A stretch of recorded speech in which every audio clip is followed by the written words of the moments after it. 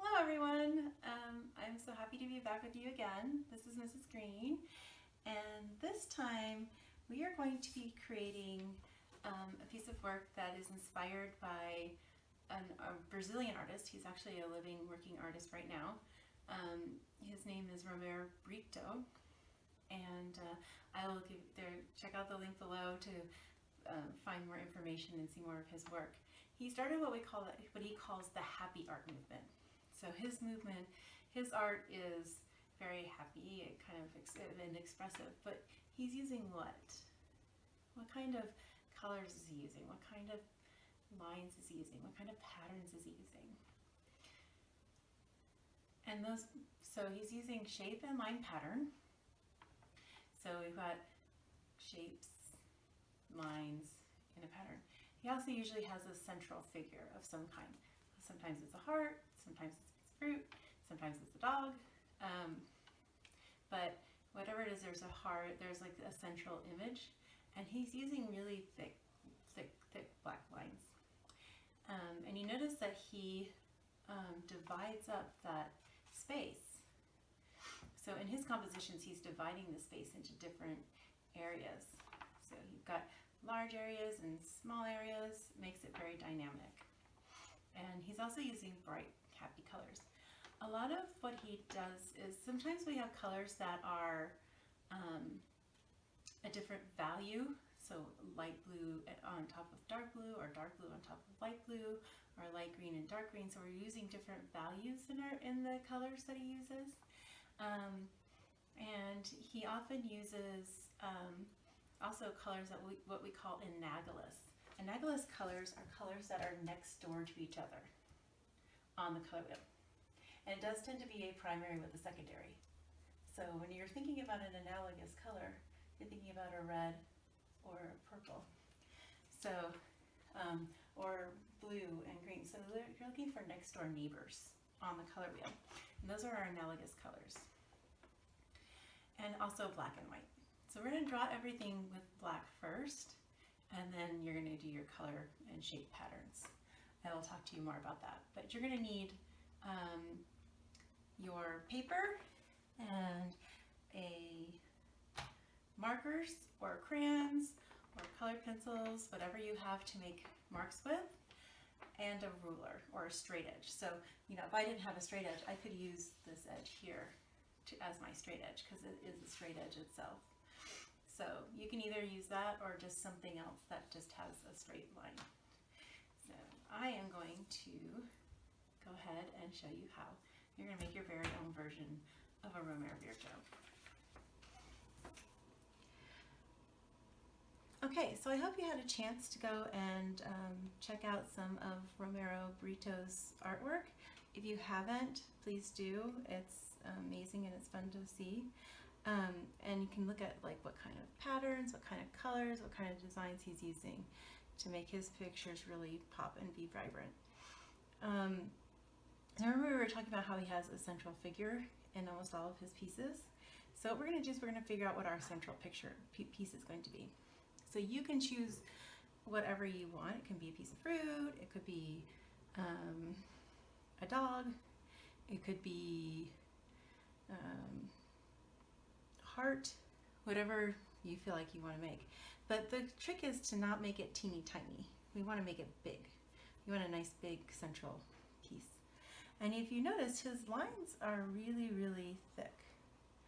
So I'm going to have to show you how to make, because this is a thin line. So I've decided to make an apple, and I'm using my black. So whatever medium you're using, you're going to use the black. So if you're using crayons, you're going to use the black crayon. If you're using colored pencils, the black one, etc. And remember, notice I'm trying to make this kind of larger, and I'm thinking of that round shape of an apple. Okay. And apples are not perfectly symmetrical, so I'm not worrying about making mine perfectly symmetrical. But at the bottom, they have kind of a little bump, so I'm going to do that. And then we also know it has a stem, so I'm going to make my stem. And that's kind of like a bent cylinder. And then I'm going to make a leaf, a little pointy oval there. Okay. And like I said before, his lines were really super thick. I have a thin line marker. So what I'm going to do to make it thicker is I'm just going to trace along the edge of it just to thicken it up again. Because we don't want thin lines, we want thick, heavy lines. So you're going to have to, so you just add to the lines you've already made. Make them a little thicker. So I'm just tracing it one more time, but on the outside, right? Not over the top. Right next to it. Just to kind of thicken it up a little. Okay. And I'm going to do the same thing with my stem. And my leaf. And see, now I went from having like a medium line to a thick line. We want big, bold, black lines. They really stand out a lot more when you change the line weight. Add a little more to this side. Okay. And if you have these little bumps, you just thin them out. Okay. Now remember we were showing you that the space gets divided, and it's getting divided. Are we dividing it by lines that go from edge to edge, or are they shorter? They are shorter, and we're creating rectangles and trapezoids and different shapes with those. You notice there's also one line that kind of curves. But these are all line segments, or they actually or they're touching, they intersect with one another. So, and then sometimes there's a little line that pops up and just comes out. So this is what our straight edge is going to be for. So in the event that you don't have a ruler, I'm going to show you how you can use one of these as your straight edge, or just any piece of. And one other thing too, before I show you the lines, try and break it up only into 3 sections. Because if you do too many sections, it just gets too much to do. So I like to try and break it up in 3 directions. So we can do vertical lines, we can do horizontal lines, and we can do diagonal lines. So, and you can have one curving. I think I want to start with a curving line, and I'm going to have my curving line coming out of here. You can choose where yours is. I'm just doing mine. And this time I'm just making it into a little block like that, and then I can color in the inside to make it thicker. So that's another trick. So there's always more than one way to do something. Okay, and this is a segment, it's just coming in. And so now I'm going to have another line that's going to come over here, because we want this to be a little asymmetrical. We don't want both sides to be exactly the same. We want some asymmetry. So now what I'm going to do is, this has a little curve, so I'm going to put the straight edge to where it's straight. I'm just going to put my marker across it. And of course, if you have a ruler, that's even better, but in the event you don't, I'm going to show you how to do this with any old straight edge. And I want it to go past the apple, but I don't want it to go all the way to the top. So I'm just going to, and see, I'm just scooching my straight edge up as far as until I get it to where I want it to be. Okay, and I'm going to stop before I get to the top. And then I'm going to pull it back a little bit. And this is how I'm going to make my straight line thicker. And try and make sure you're keeping it parallel. So if you go off on a little bit, you're going to get a little diagonal like that. It's not going to be, it's going to be thin and then thick. So make sure you're keeping it nice and parallel to the paper. So that way you don't have that problem. I'm going to straighten off my top. There we go. My top's a little straighter now. And that way I straightened it out. So see, I've just adjusted. So if you do that, it's not a big deal, but just try and be careful. It is easy to adjust, as you just saw. So now you know how to fix it. And then I can just color this bit in.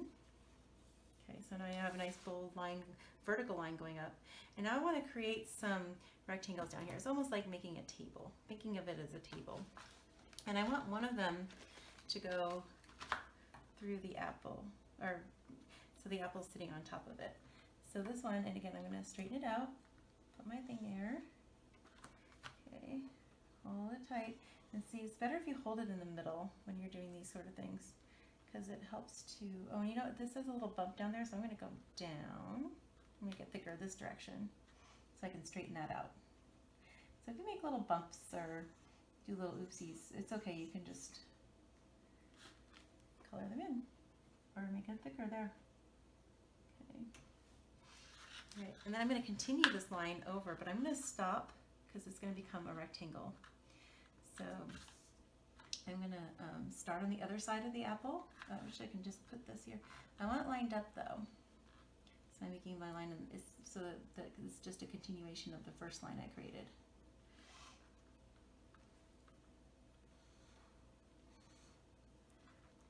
And again, so you see I do these little scoochies, and you can just make your line thicker and keeping it straight. Now I'm going to turn this into a little bit of a rectangle. So I'm going to line this up here. And I'm going to draw a line, and I'm going to have that line come up a little bit. I'm going to turn that into a line segment as well. This is going to be a fat rectangle. So I'm going to make it go down here. And then I'm just going to continue the rectangle all the way across. And I think I'm going to put it this way. The other thing is your paper rotates. So sometimes it's easier to do this way. Okay, I'm going to line up that straight part. Make sure it's parallel because we're making a rectangle. And again, I'm going to create this all the way to the edge. And this is why you see what just happened. That's why if you're not using a ruler, it's important, well, even if you are using a ruler, it's important to really press down hard on it so it doesn't slip on you. Yeah, light up. Okay, there it goes. And then I'm going to pull it back a little bit because that was where that oopsie was. And remember, it doesn't matter because I'm just going to disappear. Okay, and then here. So now I have this nice bold rectangle, and I'm going to divide this one into a square. And again, we want it to be asymmetrical, one side different than the other. So I'm going to do that. Okay, now I need some divisions down here too because this is really big. So maybe I'm going to put another one here, and again, I'm going to scooch it back a little bit, and scooch it back a little bit, make that line nice and thick. Okay, and I'm going to have another line coming in through the rectangle here, and it's just going to be a line segment again.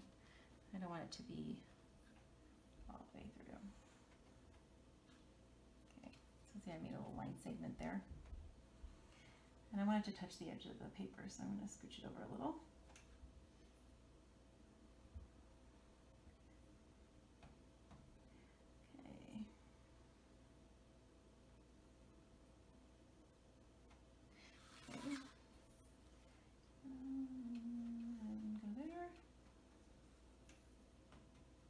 I'm just going to clean up some of those little spots. Okay. Now I feel like I have a lot of negative space here that needs to be broken up. And maybe this time I'm going to go at a diagonal. So I'm going to bring it here. Here. Okay. So I'm going to do about 2 to 3 times. And if one's thicker than the other, it's no big deal. We just want to make sure they're thick. And then now I only have my apple divided into 2 sections, and I remember we were talking about doing it into 3. So now I'm going to do another diagonal, maybe up here, maybe even higher. I want it to go through the stem and so I'm going to go from the corner to there. So see, now I'm going to have them intersect. And this way I can go through the stem and the leaf. So I'm going to divide those 2 as well.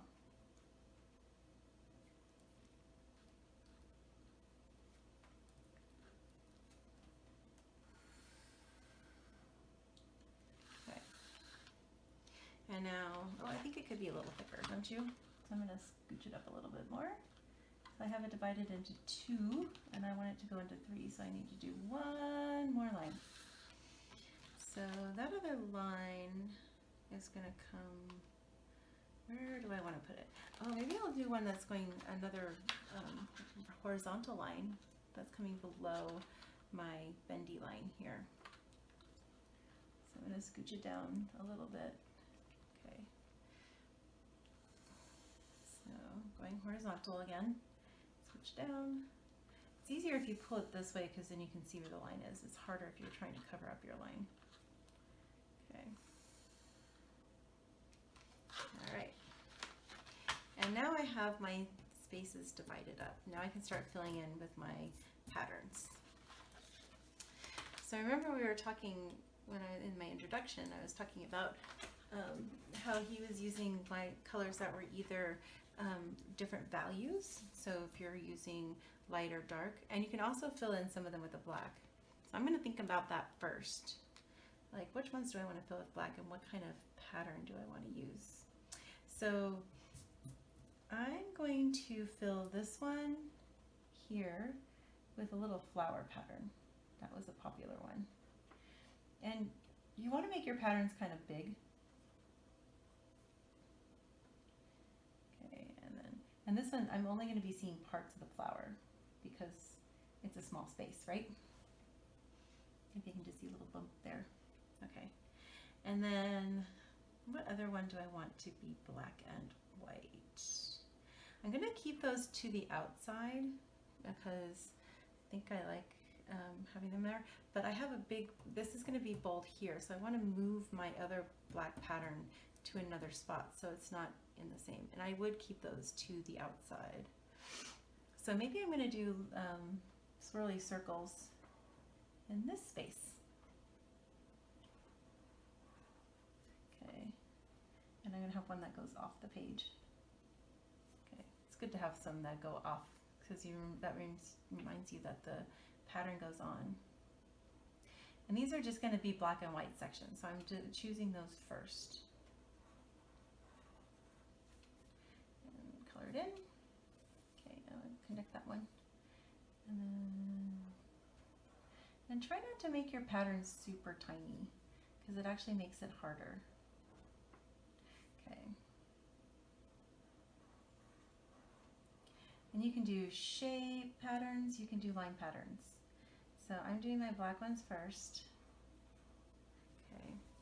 And so now I want to balance this one out. So I have one here and one over here. And I think that might be good for the black and white for now. We'll see if I come up with another one later. And some of your patterns can be some of your squares can be, or triangles can be a solid color. And then sometimes you can just do a solid color with a black pattern. So here I have a line pattern with dots. This is just a bumpy pattern. You can do circles. I want to keep my warm colors because I have an apple. I'm going to keep my warm colors in the middle, and I'm going to do cool colors on the outside. And I'm just going to show you a couple of them because you guys don't want to sit here and watch me draw patterns all day. So since I decided I wanted to keep my apple warm, and I want to use analogous colors, so maybe I'm going to do one that's red and orange. So I'm going to start with my red and orange. Okay. And I'm going to use this space. You can do polka dots, we can do stars, you can do more flowers. It's up to you. And like I said, I'm going to only show you one or two. Now, if I decide I'm going to do polka dots and I want to do orange, the other thing I can do is I can just color this in because orange is red and yellow. So the faster way to do this is to, because I'm doing polka dots, color this whole thing in. And I'll try and do it quickly.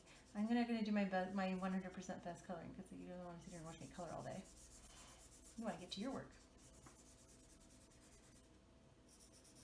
And red and orange are analogous. So I'm going to see their neighbors.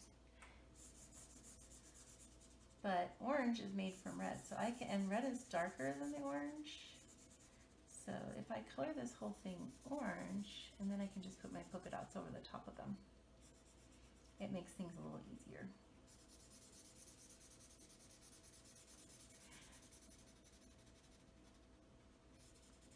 And then I want to talk to you a little bit about my stem. Okay. And again, you want to do your very best coloring for these because the more solid you color it, the better you color it, the better it looks. Britto actually paints his.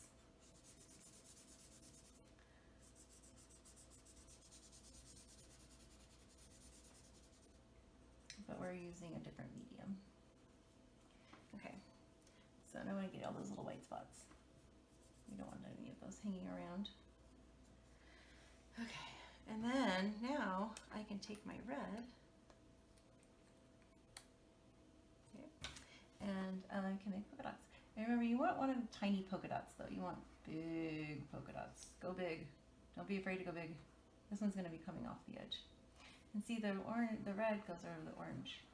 So it makes your life a little bit easier. So if you're doing light blue and dark blue, you can put, in the light blues in the background, you can put the light blue down first and then do the dark blue over the top. Same kind of thing. Because that's when we're using different color values instead of analogous colors. So you have two color choices you can make. Okay. And black and white, of course. All right. Don't do too much black and white though, because you really want this to be very colorful. So I'm only picking 2 to 3 places to be black and white. I'm going to throw a few more polka dots in here. So you can see that the red just goes right over the orange really easily. So that was analogous colors. Now maybe I want to do one that is light and dark. Or so a different color value. We're going to think about value now. So pink is light red. So maybe I'm going to do a pink and red pattern, and maybe they'll just be stripes. Let's put them down here. Okay.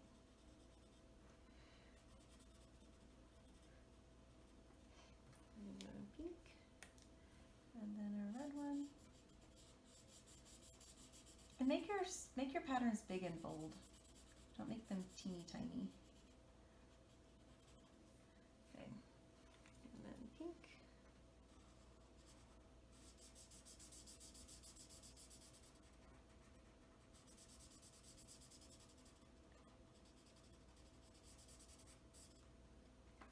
And then red.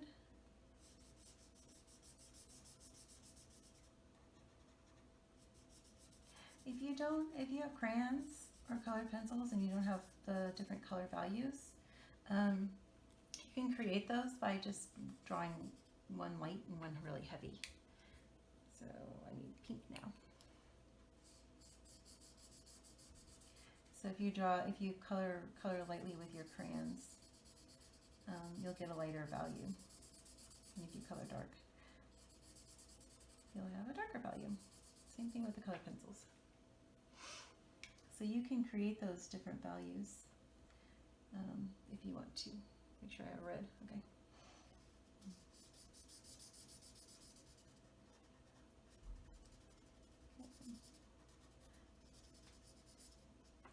And then,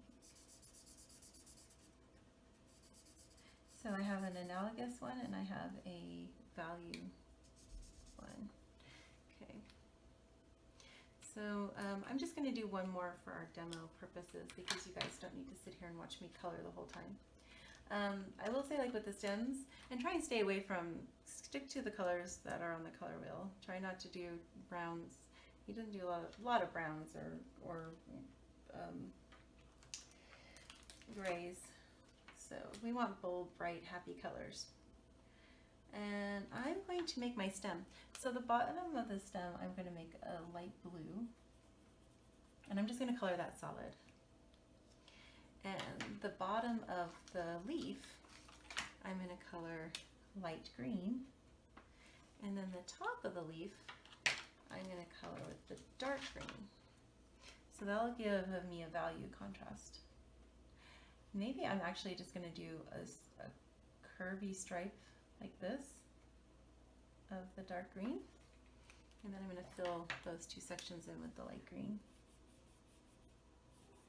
And then it'll have that effect of the sun coming through my... Okay, and then the top of my stem, I'm going to color purple. And again, some of them can be just solid colors. So just pick one or two though. All right. And then, you know, when you come down here, I'm going to think of a different one. So now I'm going to go with more cold. And I have purple up here, so maybe I'm going to bring some purple down to this one. And I'm going to color this just solid purple, and then I'm going to do a black design inside. So I think you guys are getting the idea. try and keep interest going. Try and think of putting cold colors on the inside and warm on the outside, or vice versa. And pay attention to those analogous colors, those colors that are next door neighbors on a color wheel, and different color values. And you want to move the colors around, because that's what helps to keep interest in your piece when you're working on your composition. Don't leave a huge, huge, huge negative space.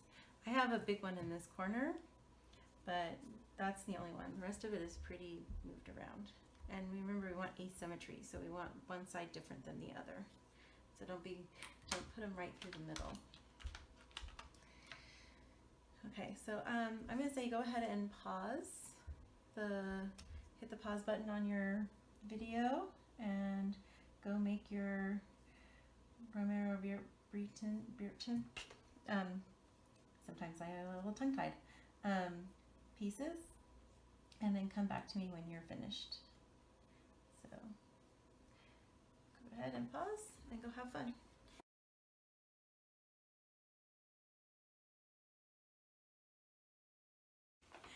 All right, well, I hope you guys really enjoyed making your Brittos.